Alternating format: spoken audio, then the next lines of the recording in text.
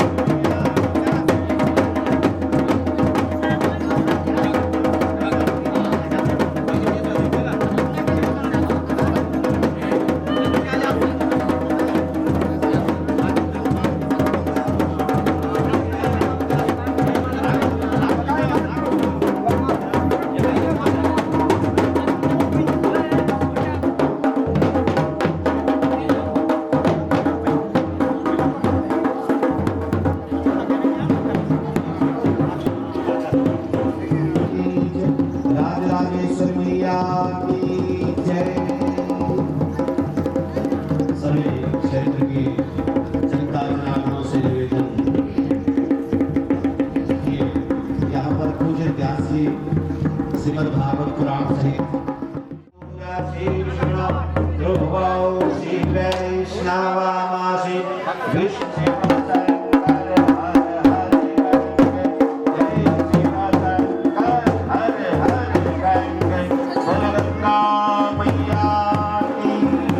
यमुना मैया की, सागर महापुराण की। ओम नमः पार्वती पतये हर हर महादेव।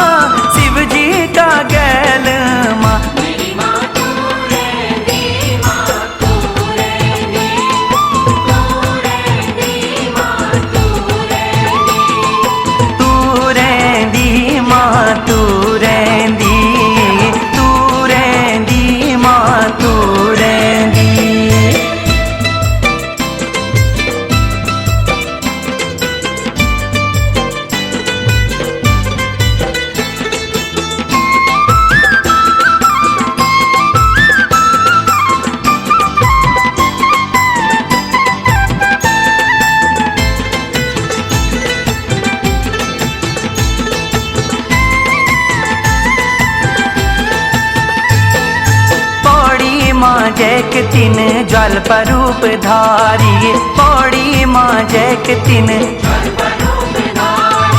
हरिद्वार माँ एक तिन मन स्वरूप धारी माँ, हरिद्वार माँ एक तिन हरिद्वार कमोड़ू माँ, ऊंचा पहाड़ू माँ।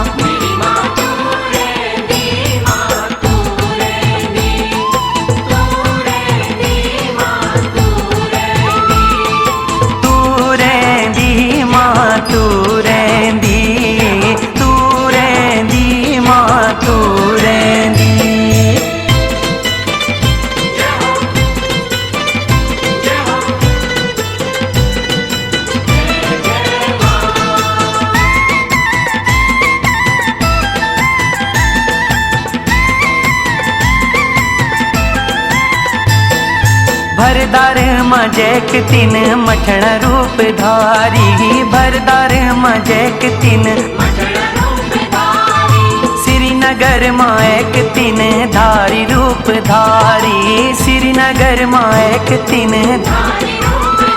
श्रीनगर कमोड़ू माँ, ऊंचा पहाड़ू माँ।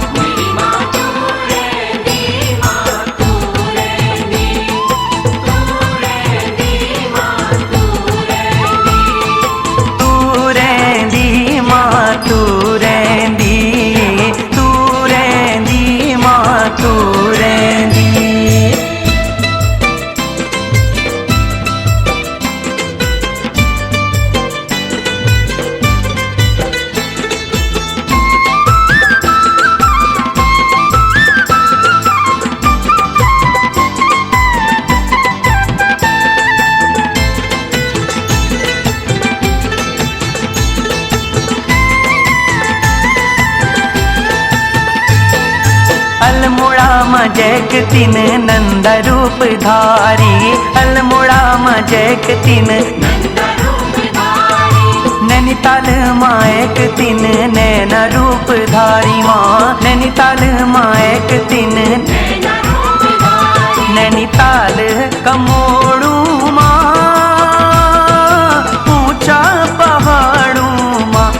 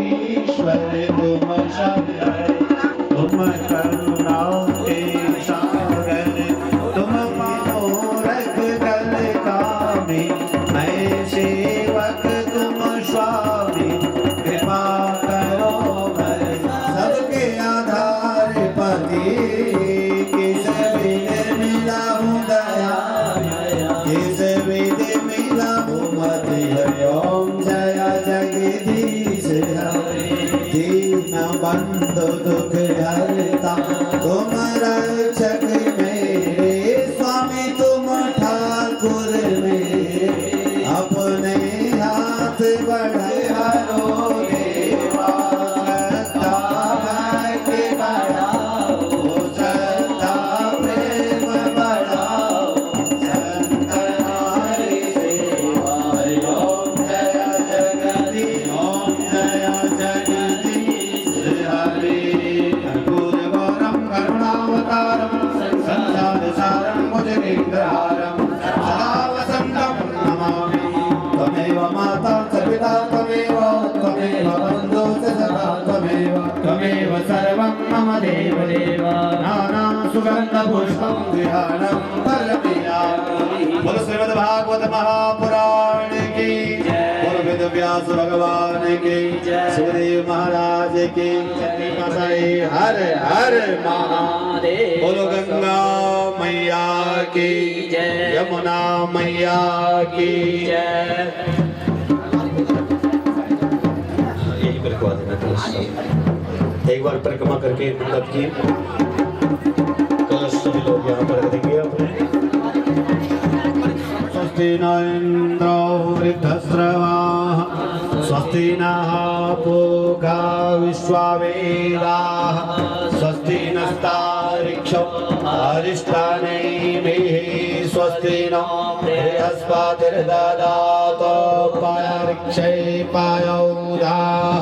पायस्वतीः प्रदेशाः सन्तु मह्यम् ॐ विष्णु ररातमासि विष्णु उष्णत्रैस्थो विष्णु शूरसि विष्णु ब्रह्मा देवता वसवौ देवता रुद्रा देवता दित्या देवता मरुतौ देवता विश्वै देवा देवता बृहस्पतिर्देवतेन्द्रो देवता शान्तिः वनस्पतयः शान्तिर्विश्वे देवाः शान्तिर्ब्रह्म शान्तिः सर्वगं शान्तिः शान्तिरेव शान्तिः सामा शान्तिरेधि बोले ज्ञानारा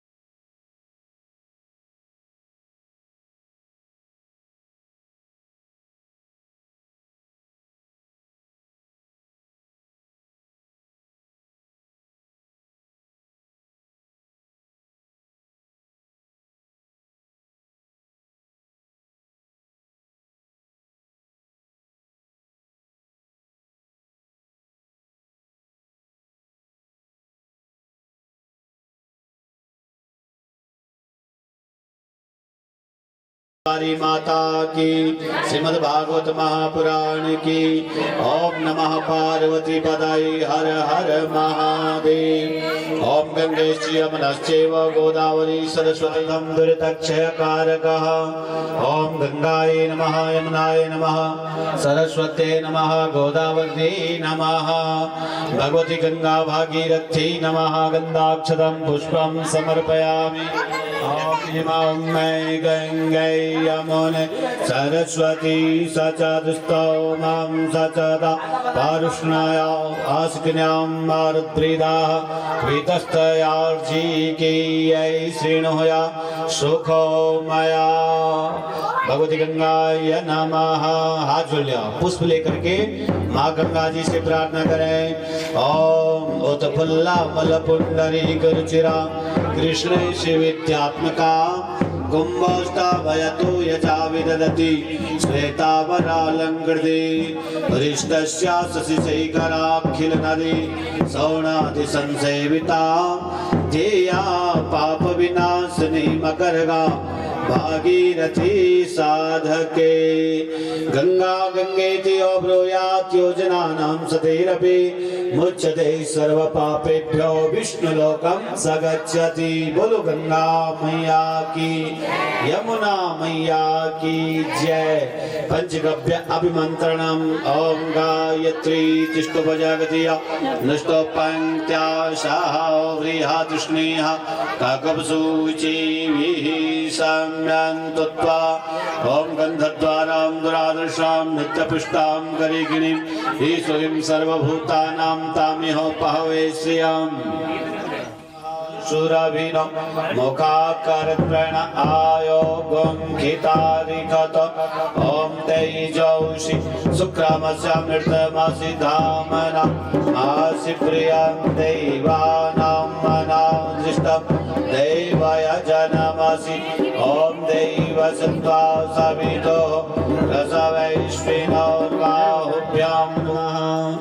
ओम श्री आसन मंत्रस्य मेरो पृष्ठऋषि सुदलम चंदः कुर्मो देवता कुर्मासं चिदाली पृथ्वी में ओम पृथ्वी नमः पूजयामि आधारसित कमलासनाय नमः वसुंधराय तिष्ठा सुप्रतिष्ठो वर्धो भावाः पूजा भूमे नमः सुखासनाय नमः सर्वोपचारार्थी गंधद्वारां दुरादृशां नित्यपुष्टां करिगिणीं ईश्वरीं सर्वभूतानां तामिह पहवै श्रियं गन्धाक्षतरापयामि प्रत्यक्षदीपं प्रदर्शयामि कर्म साक्षी च विघ्नकृत् यावत् कार्यं समाप्ति स्यात् तावत् त्वं सुस्थिरो भवः तीक्ष्णदष्टमहाकायो कल्पान्तदहनोपमा भैरवाय नमस्तुभ्यं मनुज्ञां दातुमर्हसि। श्री भैरवदेवताय नमः। अखंड ज्योतिभ्यो नमः। प्रार्थना पूर्वक नमस्कारान् समर्पयामि। बोलो आनंद भैरव भगवान की जय। अखंड ज्योति पूजन च प्रियताम इदं नमः। यजमान भाले तिलकं मंगल तिलकं स्वस्ति मंगल तिलकं ओम स्वस्ति न इंद्रो वृद्धश्रवाः स्वस्ति न पूषा विश्ववेदाः स्वस्ति नस्तार्क्ष्यो अरिष्टानेमिः स्वस्ति नो बृहस्पतिर्दधातु श्रीश्चदै लक्ष्मीश्चावन्दना बाहोरात्रि पार्श्वै नक्षत्राणि रूपमस्विनो व्यातं कृष्णन्निघाणो मुम्मैघाणो सर्वलोकमैघाणो मंगलम भगवान विष्णु मंगलम गरुड़ध्वजः मंगलम पुंडरीकाक्ष मंगलायतनो हरिः हिरण्मयवपूर्णित शङ्खचक्र आवाहयितं द्विभुजं दिनेशं सप्तश्ववाहं द्विमणिं ग्रहेशं सिन्दूरवर्णं प्रतिमावभासं भजामि सूर्यकुलवृत्तिहेतौ भजामि सूर्यकुलवृत्तिहेतवः। श्री सूर्य नारायणाय नमः। ध्यानम समर्पयामि। पुष्प छोड़ दीजिए और भगवान सूर्य को अब जल चढ़ाएं। एक दूसरे पर हाथ लगा करके सभी लोग ओम हाथ लगे जाओ सब पर। ओम कृष्णेन रजसा वर्तमान निवैशयन्नमृतं मर्त्यञ्च हिरण्येन सविता रथेन देवो जाति भुवनानि पश्यन् एहि सूर्य सहस्रांशो तेजो राशि जगद्वदे अनुकंपाय मां भक्त्या ध्यानार्घ्यं दिवाकरः। श्री सूर्य नारायणाय नमो नमः। प्रायश्चित्तमिदमर्घ्यं दत्तं नमः। गंध अक्षत पुष्पान् समर्पयामि धूपम दीपम दर्शयामि। श्री सूर्य नारायणाय नमः। संपूजित पुनः फूल ले लीजिएगा और सूर्य नारायण से पुनः प्रार्थना करें। ओम उदयगिरिमुपेतं भास्करं पद्महस्तं निखिल भुवन नेत्रं रत्नोपमेयं तिमिरकरमृगेन्द्रं भास्करं पद्मनीनां सुरवरमभिवन्दे सुन्दरं विश्ववन्ति श्रीकाहस्ता मृगाङ्गिणाः तैकागुं सहस्रयोजने वदन्वानि तन्मासि नमः सर्विकार्थाय जगदाधारे दवे साष्टाङ्गोऽयं प्रणामस्ति प्रयत्नेन मया कृतः वै देवा अदितिः पञ्चजना आदित्यर्जातमादित्यर्जातवाम्मा तां पतनैर्भिरनुगच्छैमद्देवाः पुत्रैर्भ्रातृभिरुतवा हिरण्यैः नाकं गृह्णानाः सुकृतस्यालोके तृतीयै पृष्ठे अधिरोचनै दिवा। श्रीमान चंद्रमणि भट्ट जी नाम श्रवण तद्वामांगनी लक्ष्मी स्वरूपिणी श्रीमती कामेश्वरी जी नाम सौभाग्यवती दिव्या तस्यात्मजः श्रीमान सुरेश भट्ट जी नाम श्रवण तद्वामांग लक्ष्मी स्वरूपिणी प्रकाशी जी नाम सौभाग्यवती दिव्या प्रियांशी नामनी बालिका तथा च श्रेया नामनी बालिका तत्स कुटुंब सपरिवार सहिता तथा च श्रीमान मुकेश जी नाम श्रवण तद्वामंग लक्ष्मी स्वरूपिणी श्रीमती आरती जी नाम सौभाग्यवती दिव्या तस्यात्मजः ज्येष्ठ पुत्र अमित नाम बाल कुमार कनिष्ठ पुत्र मोहित नाम बाल कुमार तत्स कुटुंब सपरिवार बाल बालक सीता तथा च स्वस्थ श्रीमता श्रीमान राजेश भट्ट जी नाम श्रवण तद्वामंग लक्ष्मी स्वरूपिणी श्रीमती वंदना जी नाम सौभाग्यवती दिव्या तस्य कन्या समीक्षा नामनी बालिका तथा च सार्थक नामनी पुत्रः तत्स कुटुंब सपरिवार बाल बालक सीताः तथा च स्वस्थ श्रीमता श्रीमान राकेश भट्ट जी नाम श्रवण तद्वामंग लक्ष्मी स्वरूपिणी श्रीमती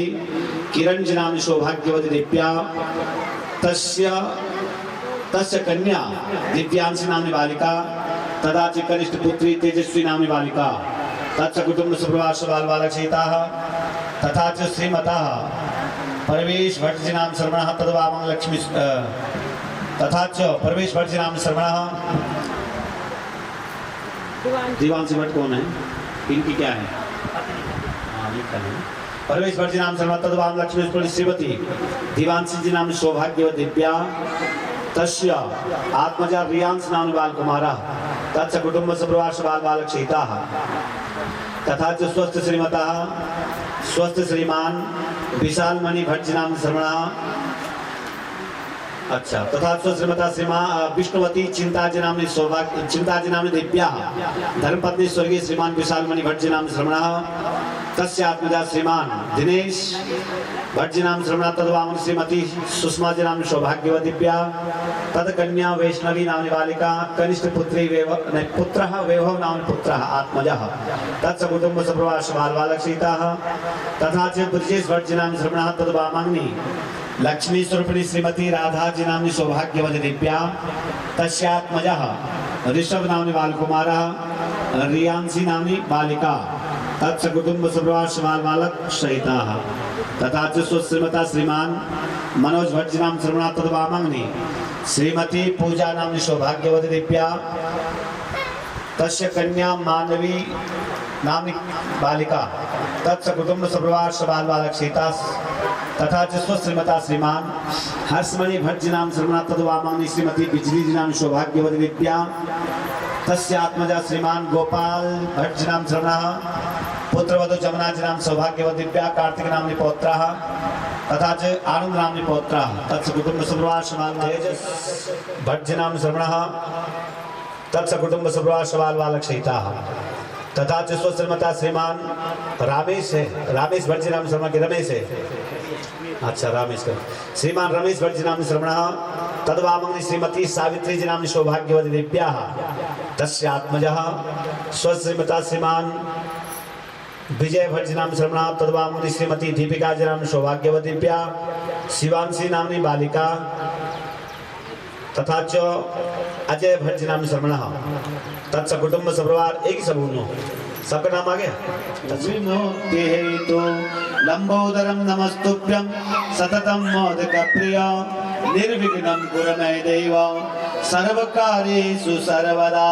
सिद्धिबुद्धिसहिताय श्रीमन्महागणाधिपतये नमो नमः। बोलो गजानन भगवान की आदिशक्ति जगदम्बा मैया की जय हो। अनंत श्री गणेशांबिका पूजन च प्रियतामिदं नमः। सत्यासंतो मम यजमानस्य पितृद्धारार्थी साप्ताहिक श्रीमद्भागवत महापुराण के क्रमणः संकल्पित इष्टकामाः। कलश का संस्कार करेंगे। एक प्रधान कलश और एक वरुण कलश ले लो, सफेद वाला सफेद रखो उसके ऊपर।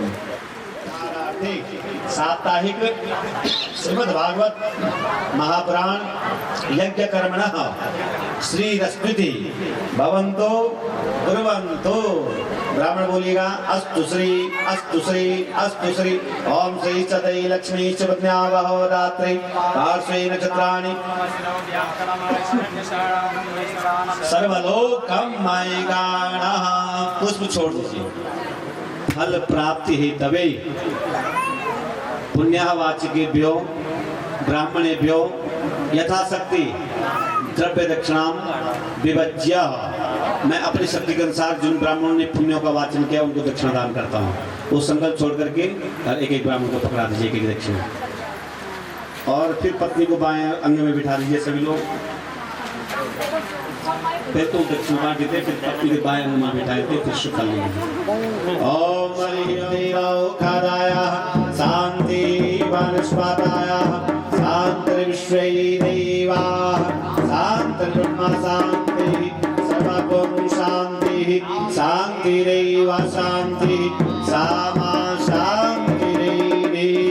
मंत्रार्था सदा संतो पूर्णा संतो मनोरथः शत्रुणां बुद्धिनाशोऽस्तु मित्राणां उदयस्तवः। आयुष्मते स्वस्ति। बस अब पुनः अपनी जगह पर बैठिष्ठानैभिः स्वस्ति नो बृहस्पतिर्ददातु पायाः पृथिव्यां पाय औगादि गोपायौ दिव्यान्तरिक्षै पायौ धाः पायस्वतिः प्रदेशः सन्तो मह्यम्। ओम विष्णु रराटमासि विष्णोः स्नत्रैस्तौ विष्णोः शूरसि विष्णु ध्रुवौ शिवैष्णवमसि विष्णुवित्वा। ओम अग्निर्दैव जय जय श्री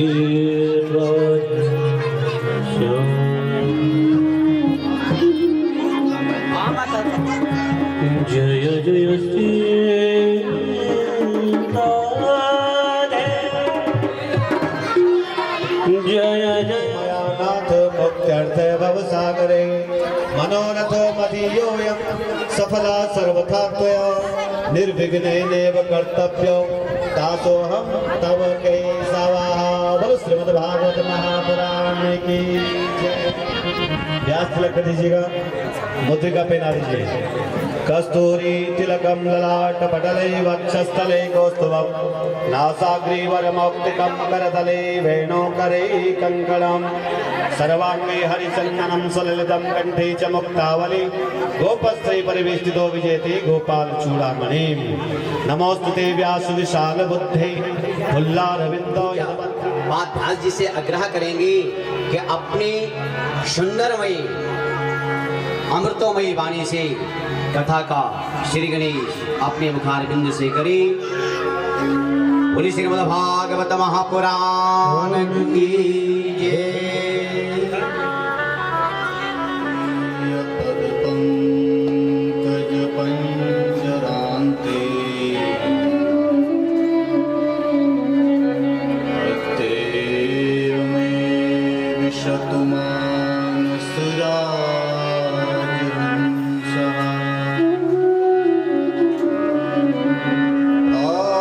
प्रयाण समय लफलात पित्ते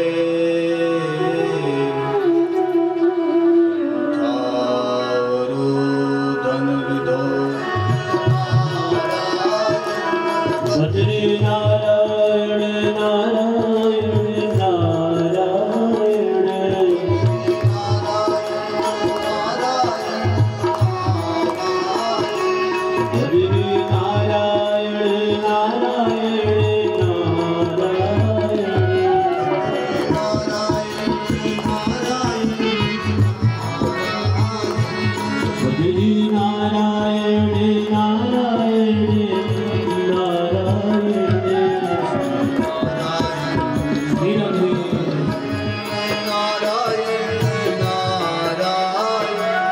उद्धव नारायण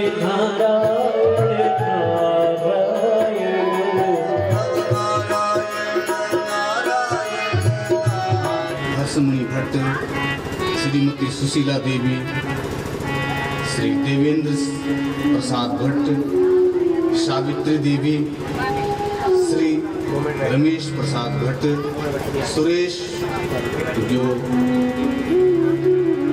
डॉक्टर जी ने देखा है आपने, लेकिन मरने के बाद गरुड़ पुराण ने जिस विधि का उल्लेख किया है उस विधि का अक्षरशः पालन करते हुए आप चारों पांचों भाइयों ने अपनी मां की सदगति के लिए महीने का पिंडदान कुंभदान दिया जाता है और उस कुंभदान को देते हुए 1 साल तक पुत्र बिल्कुल सात्विकता के साथ एक समय भोजन करना,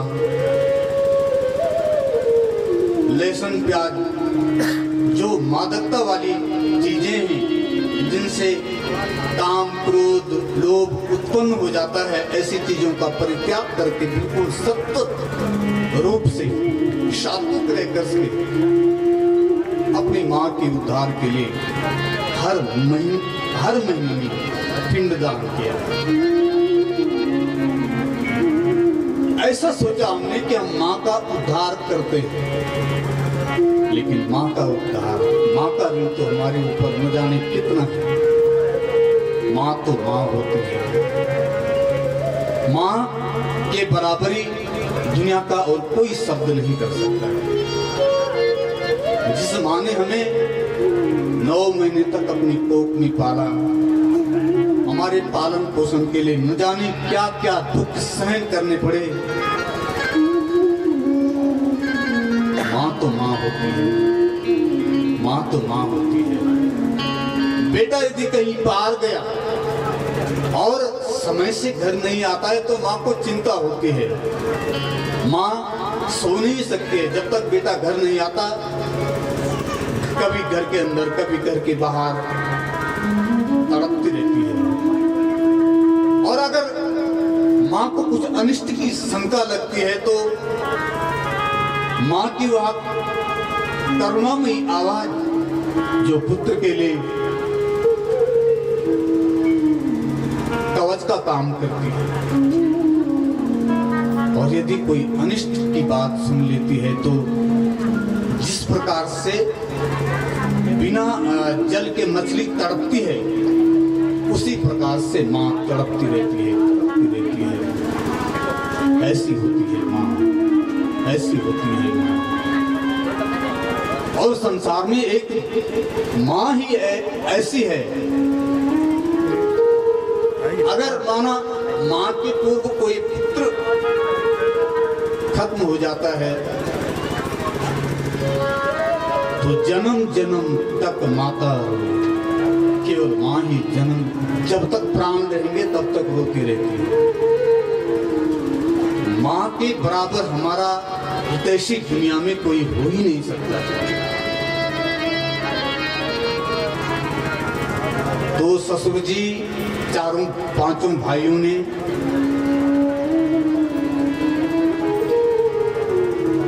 माँ के जब साल भर में होने वाले क्रिया करें, प्रत्येक महीने में पिंडदान जो भी,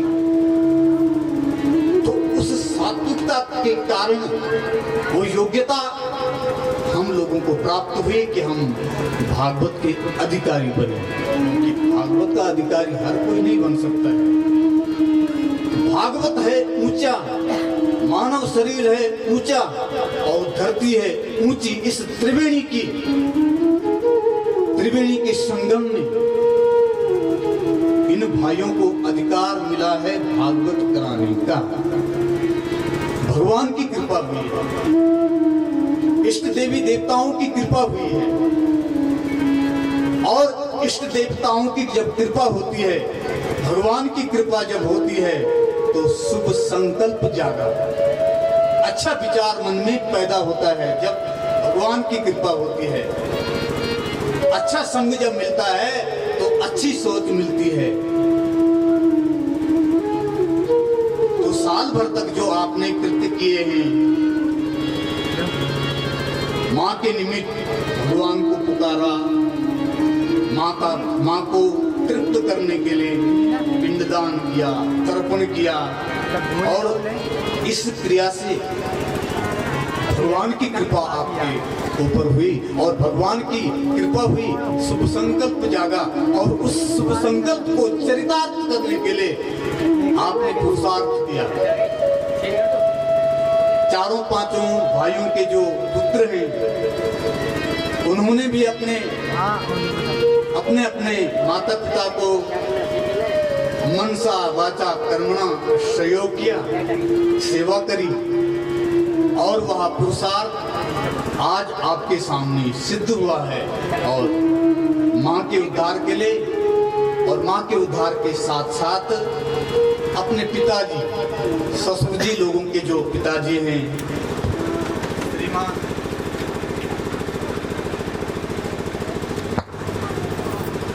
स्वर्गीय श्री बालीराम भट्ट, और इसी परिवार में सुशीला देवी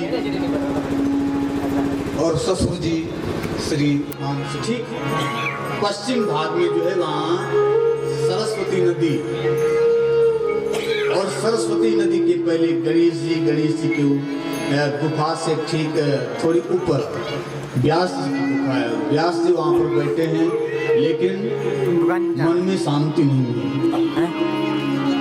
जो शांति कहीं की प्रदान करी है, ऐसा यह सदग्रंथ है जो हमको शांति भी देता है। तो भुक्ति मुक्ति प्रदायिनी यह कथा है, लेकिन किसे मुक्ति मिलती है, किसे भुक्ति मिलती है? संसार से ममता हट जाए, वही मोक्ष है। हम लोग व्यावहारिक भाषा में बोलते हैं कि अजी वही की बोलते हैं मोक्ष, मोक्ष को मतलब खत्म हो गया, लेकिन क्या हुए खत्म हमें पता ही नहीं। शरीर खत्म, इस श्रवण से हमें मोक्ष भी मिलता है, शांति भी मिलती है, और जो हमारी विशेष कामना होती है वह विशेष कामना भी पूर्ण होती है। बाकी ये तो जीवन है, मनुष्य जीवन गलतियों का पुतला है, गलतियों का पुतला है। मनुष्य गलती का पुतला है जो अक्सर हो ही जाती है। कर ले ठीक गलती तो उसे इंसान से पाप हो जाता है, लेकिन जो अपनी गलतियों को ठीक कर ले उसे इंसान कहते हैं, उसे इंसान कहते हैं। और इंसान को इंसान बनाने वाली यही भागवत की कथा है, जो हमें एक नई सोच देती है, एक नई विचार देती है, जिन विचारों से हमें शांति मिलती है। शांति कोई बाहर नहीं है, शांति अपने मन में ही है। लेकिन जब हम भगवान का चिंतन करते हैं, जब हम भगवान की कथा का श्रवण करते हैं, उस पर चिंतन करते हैं, मनन करते हैं, तो हमारे अंदर जो शांति है, हमारे हृदय में जो ज्ञान है, वह ज्ञान जागृत हो जाता है। ज्ञान कोई पढ़ने लिखने से नहीं होता है, पढ़ने लिखने से जानकारी हो सकती है, लेकिन ज्ञान नहीं। ज्ञान किसको होगा? मोई कपट छल छिद्र न भावा, जो मुझे निष्कपट रूप से फंसता है उसी को शांति मिलती है। लेकिन व्यवहारिक दृष्टि में हम भी, आप भी उसी कमरे को पसंद करते हैं, उसी कमरे में रहना पसंद करते हैं जो साफ सुथरा हो, जिसमें टाइल लगी हो, उसमें बिल्कुल साफ सुथरा हो, उस कमरे में रहने का मन करता है। लेकिन भगवान भी हमारे हृदय में तब रहते हैं जब हमारा ये हृदय रूपी उनकी गंगा मैया की, गंगा मैया की। गंगा का किनारा हम बैठे और कत का बड़ो भाग हमारा कि भागवत अमुनि भट्ट परिवार का द्वारा सुनने तैमून लगी और गंगा का किनारा अमुनि जन्म मिलियो। गंगा कोई सामान्य नदी तो छो नहीं, गंगा तो स्वर्ग की देवी और वही हमारा सबसे बड़ा भाग्य। आपने देखा होगा ये जो उधर रुद्रप्रयाग चमोली वाला क्षेत्र है ना, वहां 5 प्रयाग हैं। यदि बद्रीनाथ से गिनते हैं तो पहला प्रयाग हमको कौन मिलता है? विष्णु प्रयाग, जोशीमठ के ठीक नीचे हाथी पहाड़ के किनारे। वहाँ जोशीमठ के पीछे से धौली गंगा आती है और बद्रीनाथ से अलकनंदा आती है और मिल जाती है तो विष्णु प्रयाग हो जाता है। प्रयाग वहां पर होता है जहां पर 3 नदी मिलती है, लेकिन अलकनंदा के साथ ऊपर से सरस्वती नदी भी है। लेकिन सरस्वती और अलकनंदा का ये धौली नदी, अलकनंदा और धौली नदी का संगम हो जाता है विष्णु प्रयाग। उसके ठीक नीचे उधर नंदा पर्वत से जहां नंदा राज यात्रा होती है वहां से नंदाकिनी नदी और बद्रीनाथ धाम से जो है अलकनंदा सरस्वती तो आ ही रही है और जहां पे मिल जाती है वो नंद प्रयाग। और नंद प्रयाग से ठीक 20 किलोमीटर आगे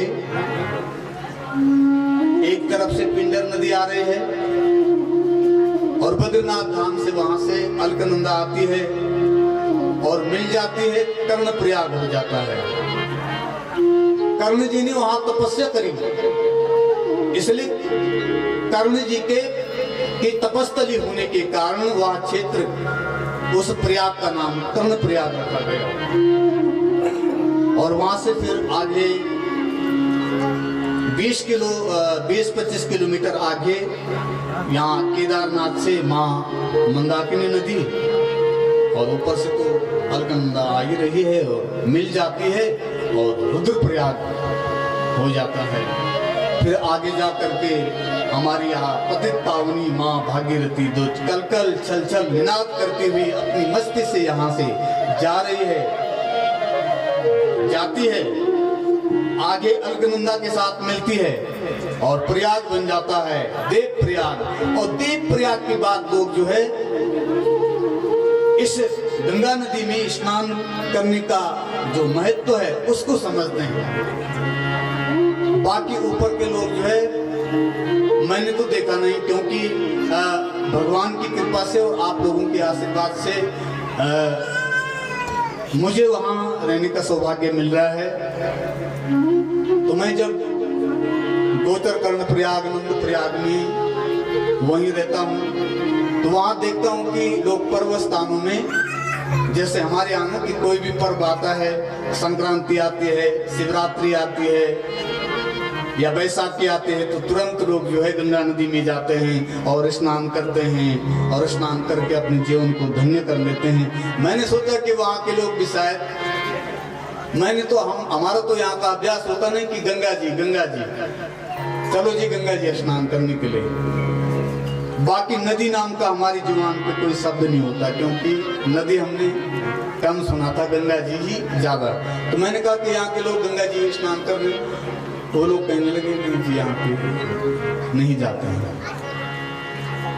मैंने कहा यार हमारे यहाँ तो प्रत्येक पर्वों में गंगा नदी में जाते हैं, स्नान करते हैं, लेकिन मेरे कहने का अभिप्राय यह है कि वहाँ 5 प्रयाग होने पर भी स्नान का महत्व कम है, लेकिन यहाँ गंगा नदी है और गंगा नदी की कृपा से यदि कोई एक बार भी गंगा नदी में डुबकी लगाता है तो उसका जीवन, मन, तन, धन सब पवित्र हो जाते हैं।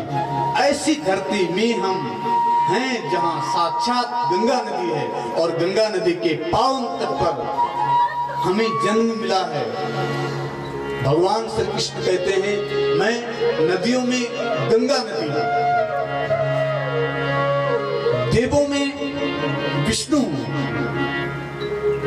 नागों में वासुकी नाग हूं, महीनों में मार्गशीर्ष का महीना हूं और ऋतुओं में कुसुमाकर बसंत ऋतु।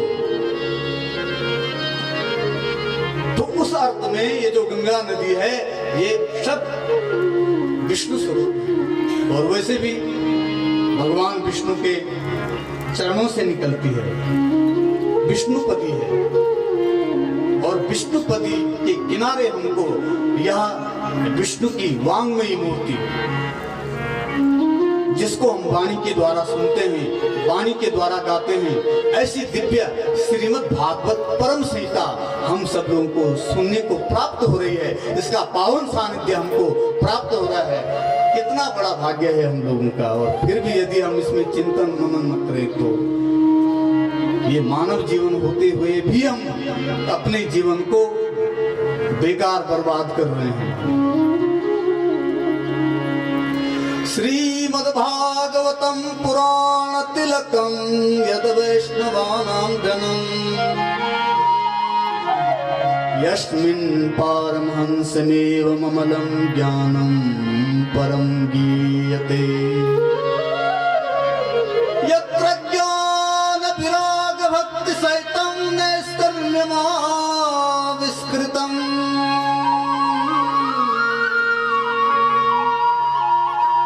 यत्शृण्वतां विपठन् विचारण करो भक्त्या विमुच्येन नरः।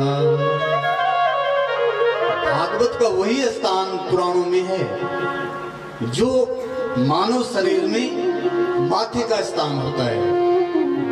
शरीर में जो माथा है वो सबसे ऊंचा है। पुराणों में जो भागवत पुराण है वो सबसे ऊंचा है। जिस प्रकार से माथे में हम तिलक माथे में ही लगता है, ये वैष्णवों का धर्म है, ये परमहंसों की संहिता है। इसमें भक्ति ज्ञान वैराग्य का बिल्कुल विस्तार पूर्वक से कहानियों के माध्यम से, उदाहरणों के माध्यम से, दृष्टांत के माध्यम से बस भक्ति ज्ञान वैराग्य और प्रधान रूप से भगवान के निर्मल इसका गान किया गया है, जिसको यत् शृण्वन् विपठन् विचारण करो, जिसको सुन करके, जिस पर विचार करके हमको शांति मिलती है, हमको शांति मिलती है। ऐसा माहौल हमको मिला हुआ है, ऐसा माहौल यहाँ पर ये तैयार हो गया है। और यदि हम ऐसे माहौल को भी त्याग करके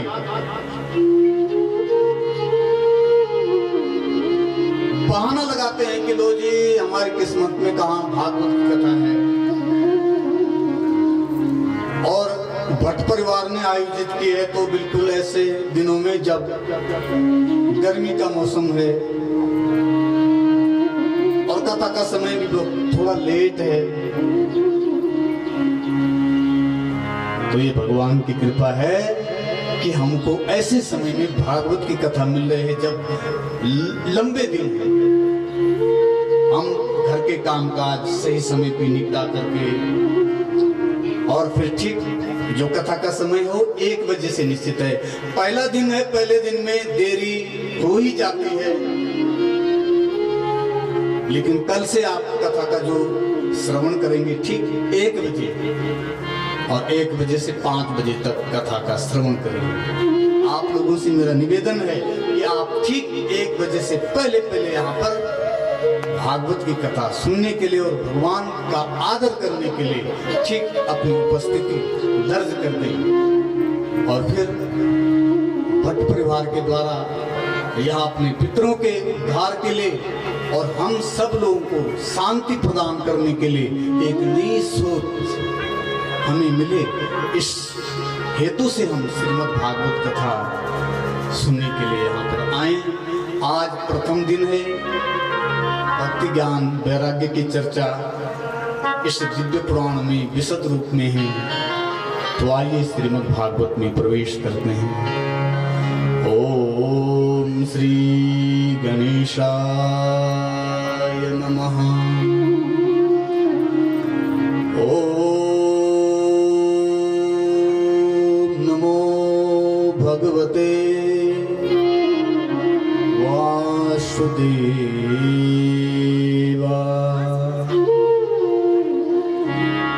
सच्चिदानंद रूपाय विश्वोत्पत्त्यादिहेतवे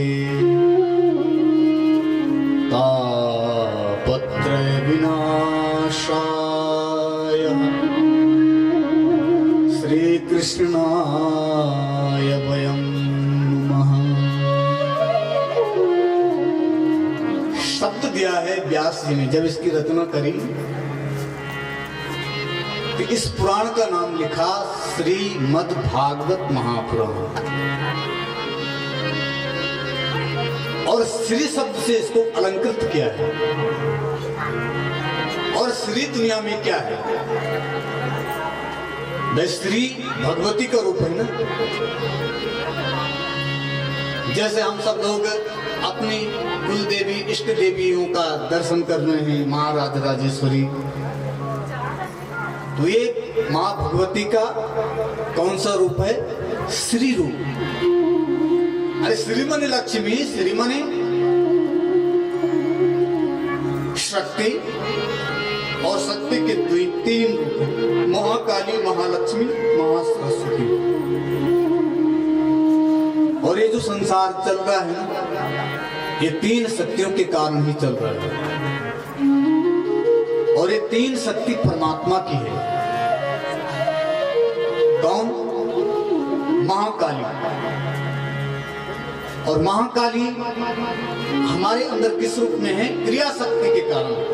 जो हमारे हाथ पांव चलते हैं, हम देखते हैं, हम सुनते हैं, हमारे शरीर में क्रिया होती है, तो ये क्रिया शक्ति है। और इस क्रिया शक्ति का नाम महाकाली है। एक महासरस्वती है, और महासरस्वती का नाम ज्ञान शक्ति है। और ज्ञान शक्ति कौन है? जो हम इस समय भगवान की चर्चा को महासरस्वती के रूप में सुन रहे हैं। और एक है महालक्ष्मी। महालक्ष्मी माने पैसा, महालक्ष्मी माने संपत्ति। बिना पैसों का तो कुछ होता नहीं है। अगर भट्ट परिवार ने अपने पितरों के उद्धार के लिए इस स्थान में श्रीमद् भागवत की कथा करी है, तो भागवत की कथा ऐसे हो जाएगी। इतना बड़ा टेंट लगा, साउंड लगा, ब्राह्मण बुलाए, उनकी व्यवस्था, नाते रिश्तेदार आएंगे, उनकी व्यवस्था, पैसा तो खर्च हो ही जाता है। तो जो पैसा है वही महालक्ष्मी है। और वही महालक्ष्मी जो है माँ भगवती का रूप है, और वही परमात्मा की शक्ति है। क्योंकि बिना परमात्मा की कृपा से, बिना परमात्मा की शक्ति के कारण हम दुनिया में कुछ नहीं कर सकते हैं। तो वही शक्ति किस रूप में है? श्री में। श्रीमद् भागवत, श्रीमद् और मद संसार में गलत समझा जाता है।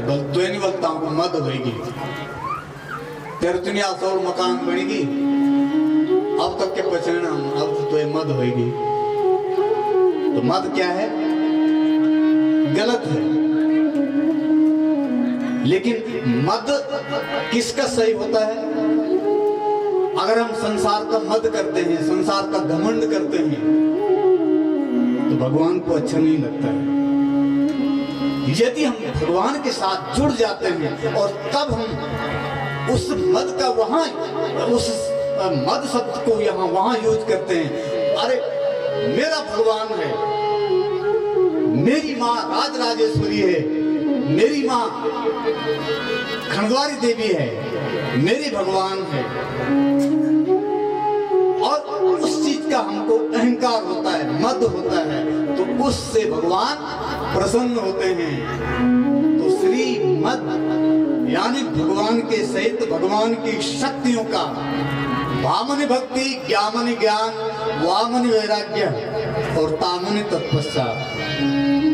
भगवान की शक्ति का, भगवान के सहित ज्ञान, भक्ति, वैराग्य का इसमें वर्णन किया गया है। लेकिन कब हम उस वर्णन को सुनेंगे? तत्पश्चात। कब?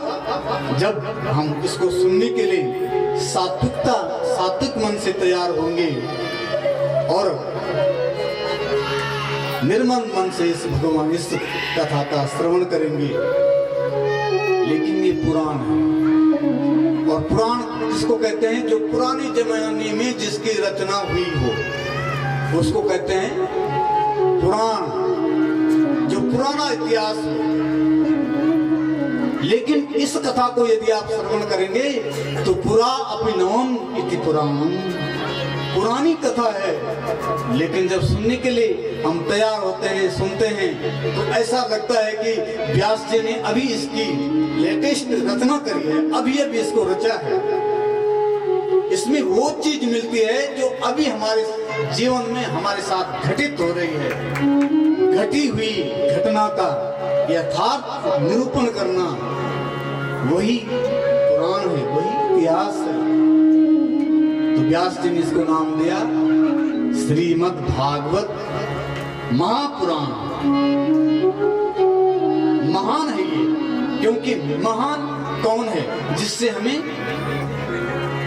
अच्छे विचार मिलते हैं और उन अच्छे विचारों से हम भी उस महानता को छूते हैं। तो ऐसा दिव्य श्रीमद् भागवत महापुराण व्यास जी के द्वारा रचित। लेकिन श्रीमद् भागवत महापुराण अपने आप में श्रेष्ठ है। हम लोग कह रहे हैं कि भागवत श्रेष्ठ है, भागवत श्रेष्ठ है, इसलिए श्रेष्ठ नहीं है, अपनी श्रेष्ठता के कारण श्रेष्ठ है। लेकिन श्रीमद् भागवत अपने विषय में स्वयं नहीं कह रहा है। जैसे माना अभी इस कथा के शुभारंभ में हमारे यमुनोत्री क्षेत्र के परम यशस्वी विधायक श्री संजय डोभाल जी का पदार्पण हुआ। बहुत ही सौम्य स्वभाव के हैं, व्यवहार कुशल हैं, आए और सामान्य रूप से ही हम सब लोग उनके बीच में बैठ जाते हैं, बातें करते हैं। ये उनकी महानता है। तो यदि वो अपने विषय में अपने आप कहते कि लो जी मैं तो इतना सरल हूँ और मेरा स्वभाव इतना अच्छा है, तो उस चीज का महत्व तो नहीं रहता है। यदि दूसरा आदमी उनके विषय में बताता है कि फला आदमी इतना महान है, इतना सरल है, तो उसकी महानता और बढ़ जाती है। तो श्रीमद् भागवत महापुराण भी अपने आप में श्रेष्ठ है, महान है। लेकिन श्रीमद् भागवत की महानता को किसने गाया? पद्म पुराण। पद्म पुराण ने 6 अध्यायों में श्रीमद् भागवत की श्रेष्ठता का बखान किया है। और सूत जी महाराज इसके वक्ता हैं। 88,000 ऋषि मुनि नैमिषारण्य की दिव्य भूमि में इसके श्रोता हैं। उन सभी 88,000 ऋषि मुनियों के जो प्रधान है शौनक जी और सूत जी का दिव्य संवाद हम सब लोग सुन रहे हैं। जिस परमात्मा की कृपा से हम बोल रहे हैं, सुन रहे हैं, देख रहे हैं, उस भगवान का स्वरूप, उस भगवान की सामर्थ्य, उस भगवान का स्वभाव कैसा है, यह सूत जी महाराज ने गाया है। सच्चिदानंद रूपाय विश्वोत्पत्त्यादि हेतवे तापत्रय विनाशाय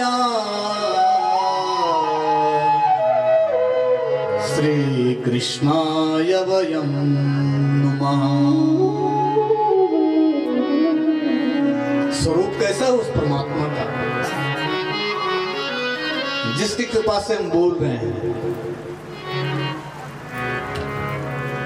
जो आदमी एक क्षण के लिए मानो पहले बोल रहा है, देख रहा है, सुन रहा है, और एक क्षण के लिए वो बोलने वाली शक्ति उस शरीर से हट जाती है और वो मर जाता है।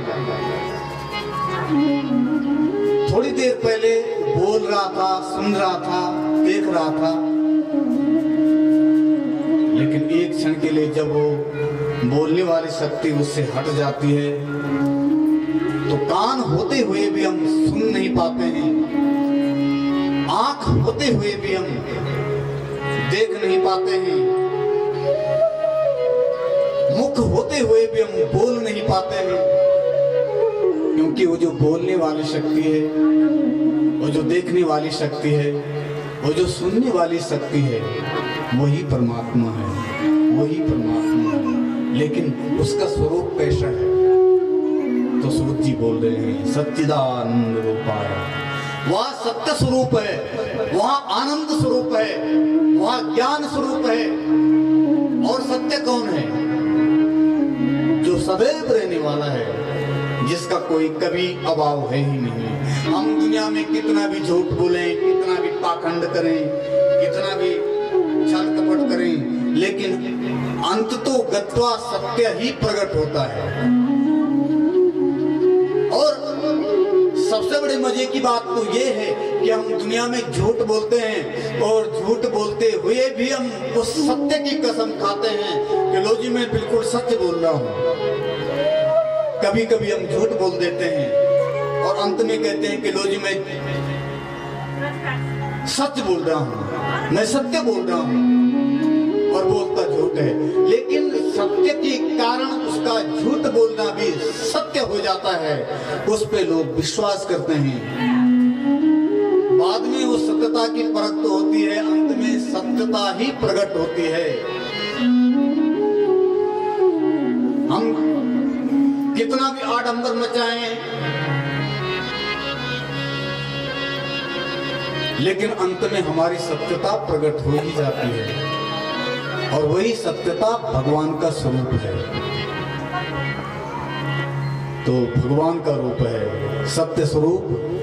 लेकिन वह सत्य का स्वरूप जो है, जो सत्य के मार्ग पर चलेगा, उसके जीवन में कठिनाई तो बहुत आएगी, लेकिन अंत में उसे सुख मिलेगा, उसे सुख मिलेगा, क्योंकि भगवान का रूप है सच्चिदानंद रूपाय। सच्चित, चित मने चैतन्य, चैतन्य मने ज्ञान। ज्ञान भी भगवान का रूप है, जिससे हमें अच्छी प्रेरणा मिलती है, अच्छी सोच मिलती है, हमें आनंद की अनुभूति होती है, हमें सुख की अनुभूति होती है। वह परमात्मा का रूप है। और वह परमात्मा का रूप कौन सा रूप है? बोला ज्ञान स्वरूप। और वो ज्ञान कोई फीका फीका नहीं है, भगवान विष्णु है। और तब हम संसार में यदि ऐसा घमंड करते हैं, ऐसा मत करते हैं कि मैं कमा रहा हूं, कभी कभी घरवाले के साथ भी हम मजाक या विनोद कर लेते हैं कि क्योंकि अरे भैया मैं कमाने लगे हूं, तुम क्या, तुम तो बैठ बैठी खान लगे।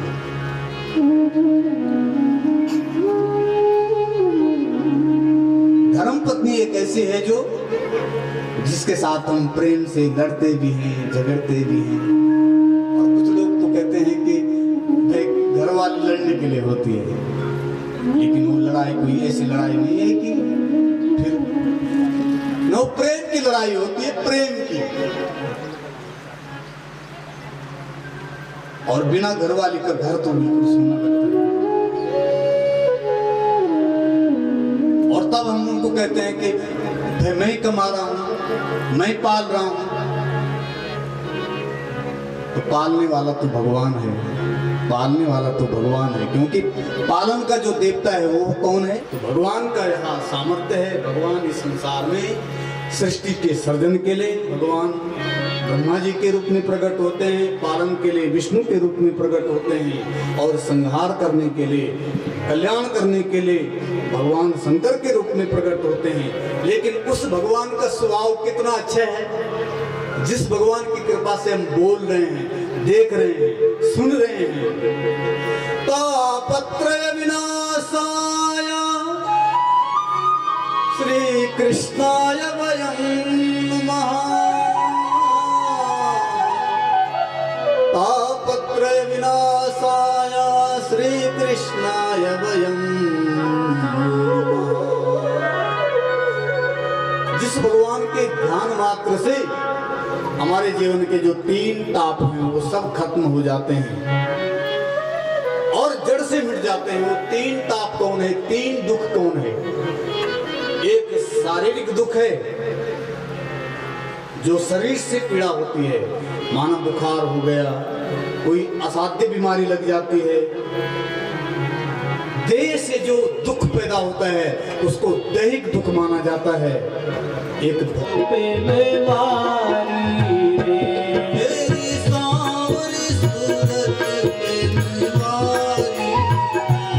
तेरी सांवरी सूरत पे मैं मारी रे।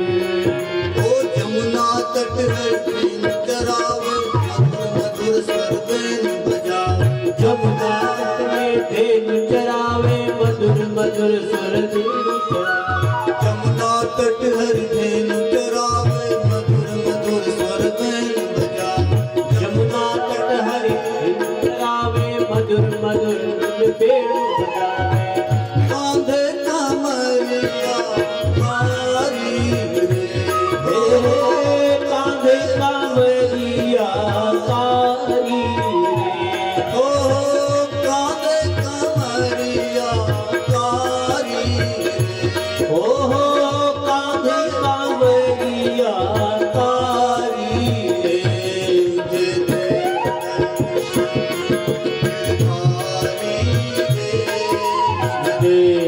दर्शन गिरधारी रे।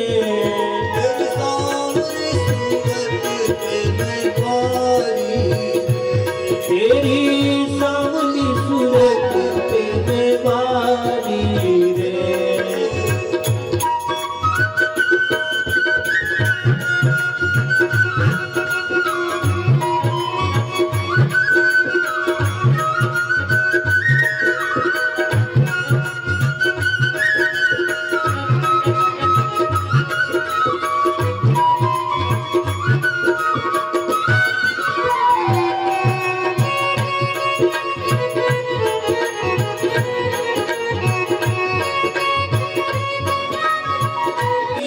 छवि न्यारी रे।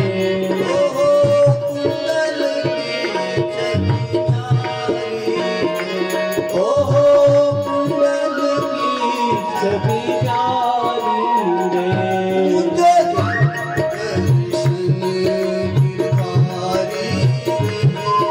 मुझे दर्शन गिरधारी रे।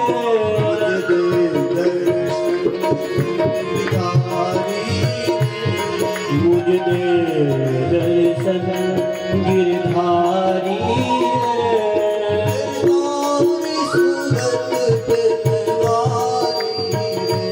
तेरी सांवली सूरत पे मैं वारी रे।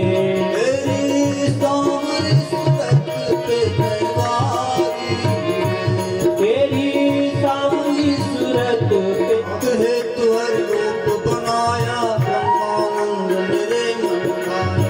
भक्त है तुहर रूप बनाया, ब्रह्मानंद मेरे मन पाया। भक्त है तुहर रूप बनाया, ब्रह्मानंद मेरे मन खाया।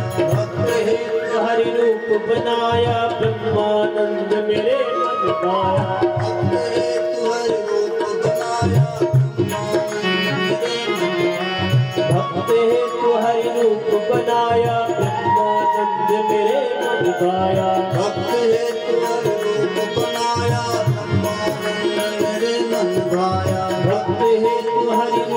मनाया ब्रह्मानंद में मन गाया।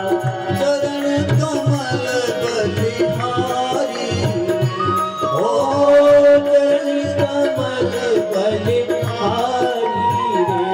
ओ चरण कमल बलिहारी ओ चरण कमल बलिहारी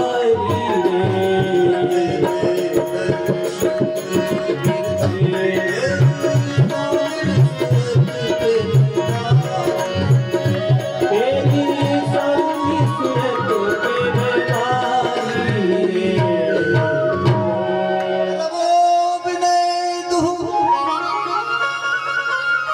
तम सर्वभूत हृदय मुनिमानतोऽस्मि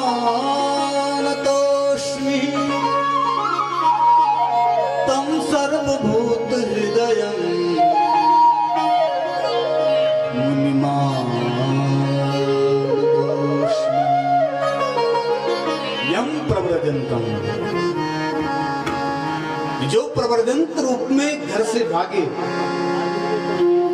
और प्रव्रजंत किसके लिए यूज, आसुरी वृत्ति की ओर जाता है, गलत मार्गों पर जाता है। वहां न जाए और उन गलत मार्गों पर जाने से मन दुखित हो जाता है, अनेक प्रकार के दुख उत्पन्न होते हैं। इसलिए वहां से बचने का कोई उपाय बताओ, क्योंकि आप पवित्र हैं, आप ज्ञान हैं। श्रेयसां यद्भवत्श्रेया पावनानां च पावनम् कृष्ण प्राप्तिकरं सस्वत्साधनं।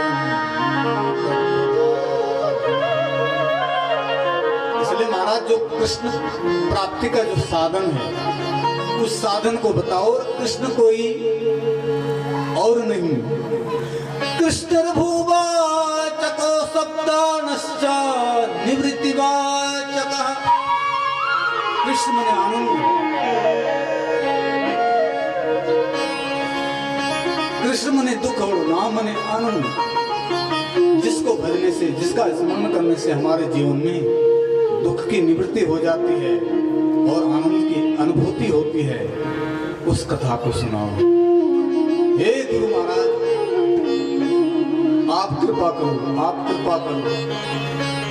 चिंता मरे लोक सुखम सुरद्रु स्वर्ग संपदम प्रेक्षति गुरु प्रीतु वैकुंठम योगी दुर्लभम। अरे महाराज, कल्प वृक्ष के सामने जो जाता है उसकी कामनाएं पूरी होती है। चिंतामणि के सामने जो चिंतन किया जाता है उस चिंतन की पूर्ति होती है।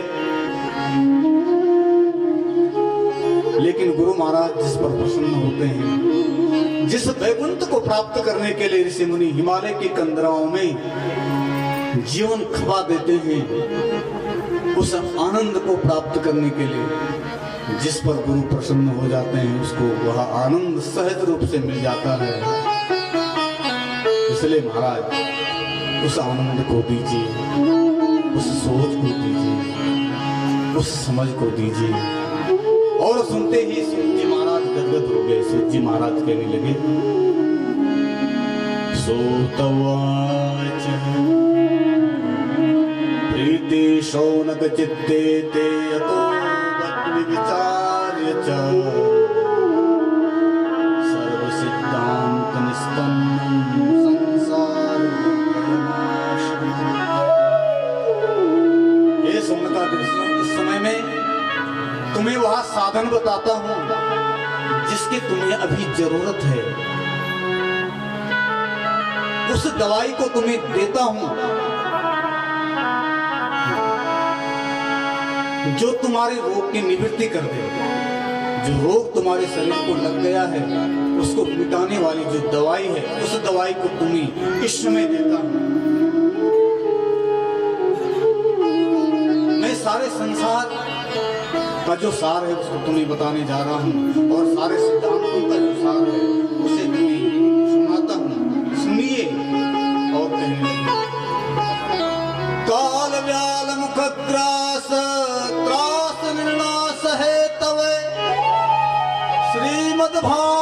भागवतं शास्त्रं तलोकीरेण भाषितम्। शौनकादि ऋषियों, संसार में जन्म हुआ है तो जीवन मरने के लिए हुआ है। जीवन होता है, कब हमारा बचपन बीता, कब हमारी जवानी आई, कब जवानी गई, कब बुढ़ापा आया, पता ही नहीं लगा। हम दिन प्रतिदिन, क्षण प्रतिक्षण काल के मुख के ग्रास बनने जा रहे हैं। कब मौत आ जाए कोई भरोसा नहीं, और मौत से तो सबको डर होता है। इसलिए मौत का जो डर है, उस डर का जो नाश करे, वही कलिकाल में सुखदेव जी के द्वारा गाई गई और व्यास जी के द्वारा बद्रीनाथ धाम में रची गई, वही श्रीमद् भागवत महापुराण संहिता है। तो उसको मैं इस समय तुम्हें सुनाता हूँ। और तब कहने लगे, एक बार राजा परीक्षित जी को साफ हो गया था कि 7वें दिन तुम्हें मरना है, और उनकी मृत्यु का जो दुख है, उस दुख से बचाने के लिए सुखदेव जी महाराज प्राकट्य हो गया है, और सुखदेव जी उन्हें भागवत की कथा सुनाने लगे। और इस दृश्य को देख रहे थे सत्यलोक में देवतागण। देवताओं ने वहां का अमृत एक कलश में भरा और सुखदेव जी के सामने उपस्थित हो गए और कहा कि महाराज, राजा परीक्षित जी को मरना है, और ये जो स्वर्ग का अमृत है ना, जो इसको पिएगा वह कभी मरेगा नहीं, वो जिंदा रहेगा। और इसके बदले में इस धरती का जो अमृत है, उस अमृत को आप हमें पिलाइए। सुखदेव जी ने सुना, सुखदेव जी ने विचार किया, ऊंच निवास नीच करतूती, देखि न सकई पराय विभूति। देवता लोग आते, कथा सुनते, मैंने कौन सा किसी के लिए मना किया, लेकिन ये जो ऊंचे स्थानों में रहते हैं ना, इनके सोच तो देखिए, ये अदला बदली की भावना को लेकर के यहाँ आए हैं, और भागवत जी को क्या सामान्य समझ गए। नहीं, कुसुदा को कथा लोके को काच को मणिर्महान ब्रह्मरातो विचारेवं तदा देवांजहाशः। संसार में कहाँ कांच की कीमत और कहाँ मणि की कीमत, कांच की कीमत और मणि की कीमत में फर्क तो होता ही है। इसी प्रकार से जो देवताओं के द्वारा लाया गया यह अमृत है, वह कांच के समान है, और ये जो धरती का अमृत है, कथा रूपी अमृत, जिसको सुखदेव जी राजा परीक्षित जी को पिला रहे हैं, और आप हम सब इस स्थान पर सुन रहे हैं, यह मणि के समान है। अपात्र जान करके देवताओं को भगा दिया, और इस दृश्य को देखा ब्रह्मा जी ने। ब्रह्मा जी देख रहे हैं, राजा परीक्षित जी की मुक्ति हो गई है 7 दिनों में। वाह, क्या गजब का है।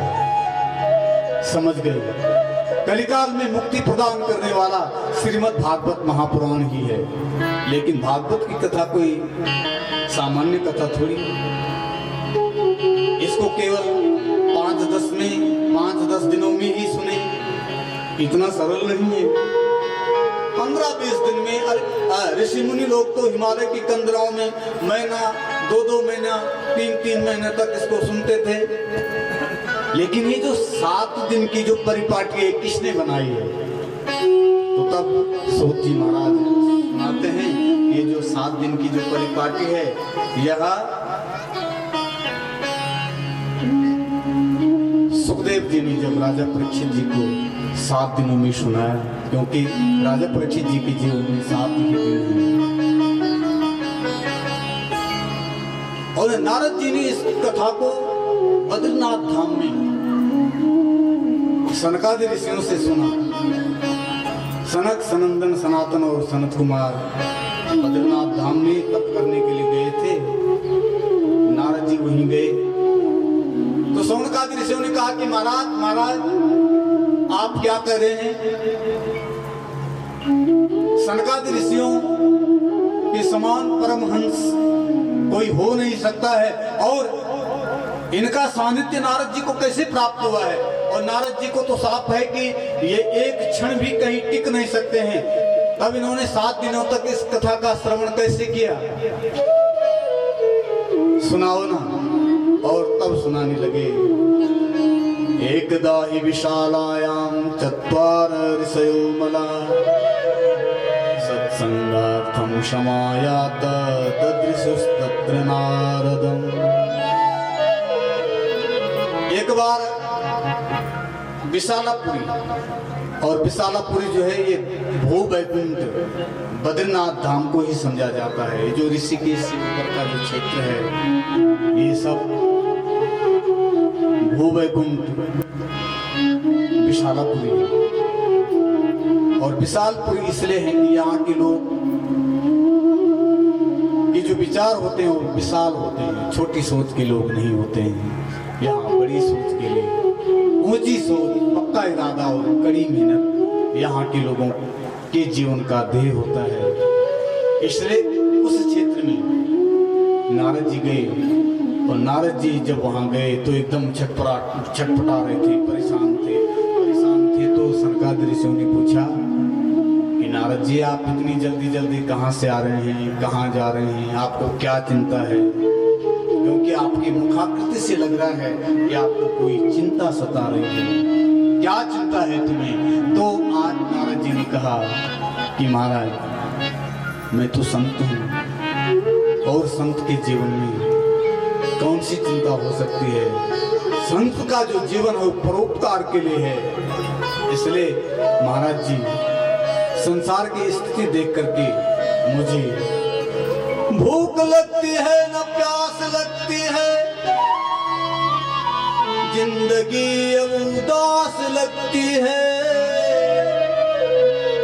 कैसे हो लोगों का भला, आस भी अब निराश लगती है। तो सनकादि ऋषियों ने कहा कि नारद जी आप बोल क्या रहे हैं, विस्तार से तो सुनाओ।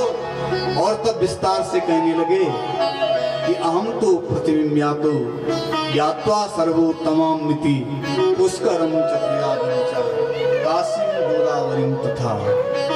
महाराज जी में पृथ्वी को सर्वोत्तम समझ करके हरिद्वार में गया, कुरुक्षेत्र में गया, सेतुबंध रामेश्वरम में गया, तीर्थों का भ्रमण किया मैंने, लेकिन मुझे कहीं शांति नहीं मिली, मुझे कहीं सुख नहीं मिला, मुझे कहीं चैन नहीं मिला।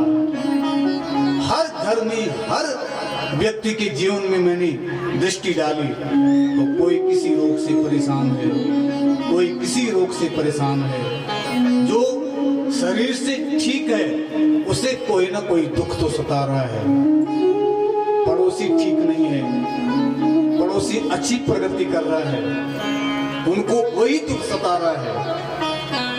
अपने दुख से हम दुखी नहीं है, दूसरे के सुख से हम लोग दुखी हैं। ऐसा दुख संसार में देखा। क्लेशा क्रांत सतसेव, सब के जीवन में दुख देखा और संत हमारे जीवन में दुख देख नहीं सकते, इसलिए तुरंत गए। उस दुख की निवृत्ति कैसे हो? गए तीर्थों में, गए अन्य क्षेत्रों में, लेकिन कहीं भी शांति नहीं, कहीं भी शांति नहीं। सत्यम नास्ति तपः शौचम दया दानम न विद्यते उदरम परिणो जीवा बराता कूट भाषण। लोगों के जीवन में सत्यता नहीं देखी, पवित्रता नहीं देखी। तीर्थों में जो लोग हैं वो केवल पेट भरने के लिए उन्होंने अपना तीर्थों को अड्डा बना रखा है। अपने अपने कल्चर को खोड़ दिया और हमने अपने रीति रिवाजों को छोड़ दिया और अपनी धरती को छोड़ करके बस यहाँ से पलायन पलायन पलायन।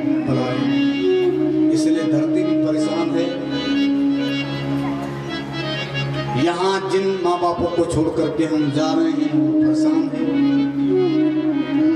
धरती परेशान है, तो हम कैसे सुखी रह सकते हैं। धन कमाने के लिए हम बाहर जाते हैं, धन तो किस्मत का विषय है, किस्मत का। जितनी हमारी किस्मत में धन होगी, संपत्ति होगी, उतना हमको मिलेगा ही मिलेगा। बाकी कर्म तो करना ही है, कर्म तो भगवान को केंद्र में रख करके हम अपने जिस पद पर बैठे हैं, जो हमें भगवान ने संसार में जिम्मेवारी दे रखी है, बस उसमें हम कर्म करें। संसार कर्म का, परमात्मा कर्म का विषय है, क्योंकि परमात्मा की अनुभूति बिना कर्म किसी से नहीं हो सकती है। और धन संपत्ति ये भाग्य का विषय है। जितनी संपत्ति हमारी किस्मत में होगी, इस संसार में उतना हमको मिलेगी ही मिलेगी। तो भक्ति परेशान है। भारत आज नारद जी ने कसम खाई है कि माँ, मैं तेरे दुख की निवृत्ति करूंगा, मैं लोगों को जगाऊंगा। अपनी धरती मत छोड़ो, अपने रीति रिवाज मत छोड़ो, अपना खान पान मत छोड़ो।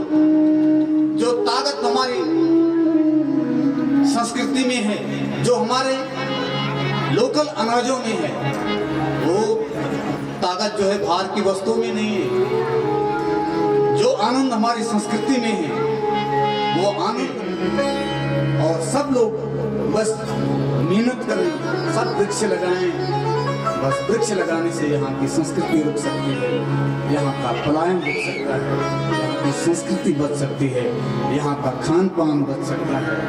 लेकिन उसको जगाने के लिए कोई नारद जी जैसा संत चाहिए। और वर्तमान समय में आज उसी सोच की जरूरत है, उसी समझ की जरूरत है, और उसको कोई नारद ही जैसा संत जगा सकता है। और नारद कहते किसको हैं? नारद ज्ञान, जो हमको इस चीज का ज्ञान कराए, इस चीज की अनुभूति कराए, ये तो नारद जी है।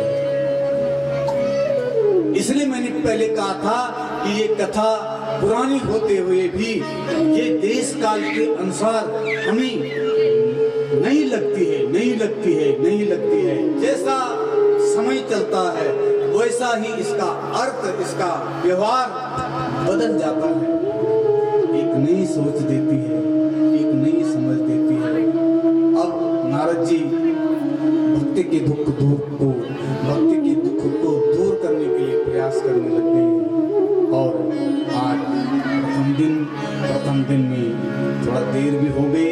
नारायण नारायण नारायण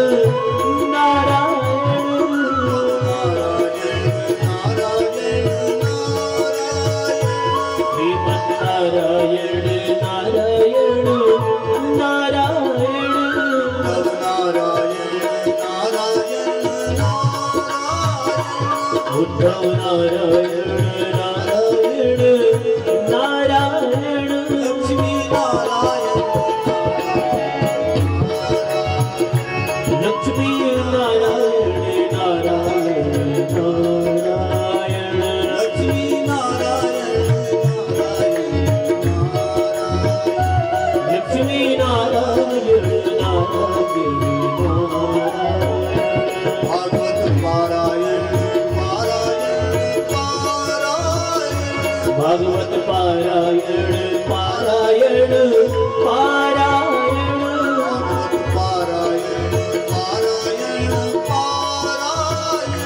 भागवत पारायण पारायण पारायण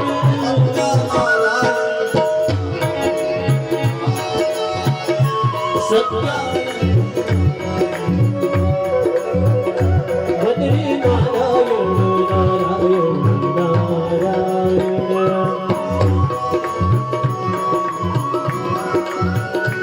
बद्री नारायण नारायण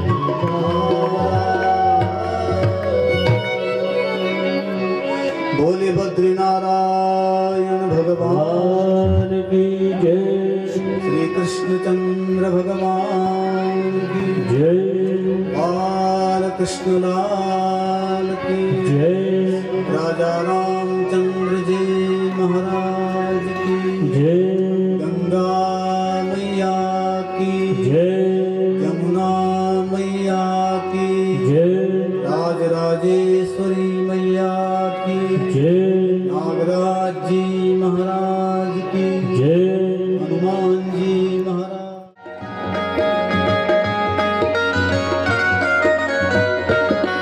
श्री भगवत भगवान की है आरती पापियों को पाप से है तारती श्री भगवत भगवान की है आरती पापियों को पाप से है तारती श्री भागवत भगवान की है आरती पापियों को पाप से है तारती श्री भागवत भगवान की है आरती पापियों को पाप से है तारती हरि नाम यही हरि धाम यही जग के मंगल की आरती पापियों को पाप बताने वाला है बिगड़ी को बनाने वाला है बिगड़ी को बनाने वाला है, बिगड़ी को बनाने वाला है। मधुर बोल जग पंथ खोल सन्मार्ग बताने वाला है बिगड़ी को बनाने वाला है बिगड़ी को बनाने वाला है, बिगड़ी को बनाने वाला है। श्री राम यही श्री राम यही घनश्याम यही श्री राम यही घनश्याम त्वमेव माता च पिता त्वमेव त्वमेव भक्तो च सखा त्वमेव त्वमेव वेद्या द्रविणो भगतं मनुष्याणां सर्वं पापं सर्वं दुःखं सर्वं कष्टं व्यपोहते जलति सिद्धिः कृष्णं भुल जगदम्बा मैया की ये चांदी की जंजीरा मेरी गौरा माँ भवानी चांदी की जंजीरा मेरी गौरा माँ भवानी चांदी की जंजीरा चांदी की जंजीरा मेरी गौरा माँ भवानी चांदी की जंजीरा चांदी की जंजीरा मेरी गौरा माँ भवानी चांदी की जंजीरा केदार सोनू मेरी गौरा माँ भवानी शिव जी को मंदिरा केदार सोनू मेरी गौरा माँ भवानी शिव जी को मंदिरा केदार शोभानु मेरी गौरा माँ भवानी शिव जी को मंदिरा केदार मुझ पे आसुर दी मेरी गौरा माँ भवानी शिव जी का डेरा चांदी की जंजीरा मेरी गौरा माँ भवानी चांदी की जंजीरा चांदी की जंजीरा मेरी गौरा माँ भवानी चांदी की जंजीरा चांदी की जंजीरा मेरी गौरा माँ भवानी चांदी की जंजीरा चांदी की जंजीरा मेरी गौरा माँ भवानी चांदी की जंजीरा केदार शोभानु मेरी गौरा माँ भवानी शिव जी को मंदिरा ठेकेदार सोबत मेरी गौरा भवानी शिव जी को मंदिरा ठेकेदार सौभाग्य मेरी गौरा माँ भवानी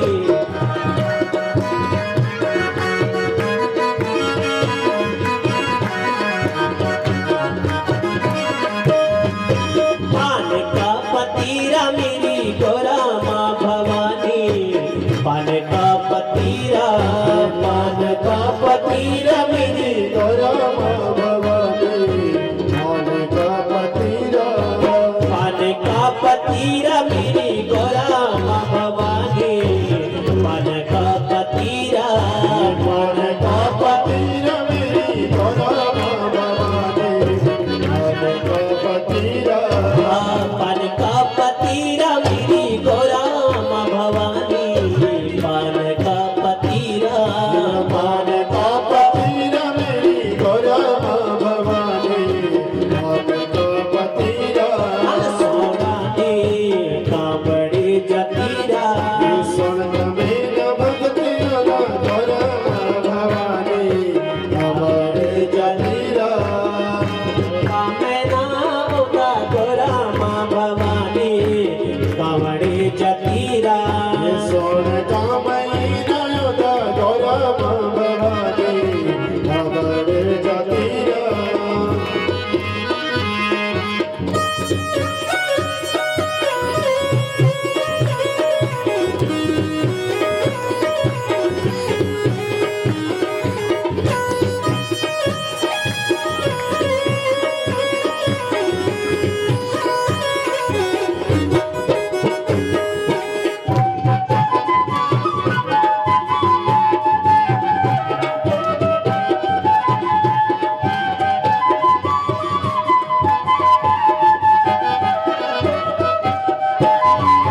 गोदी माँ गणेश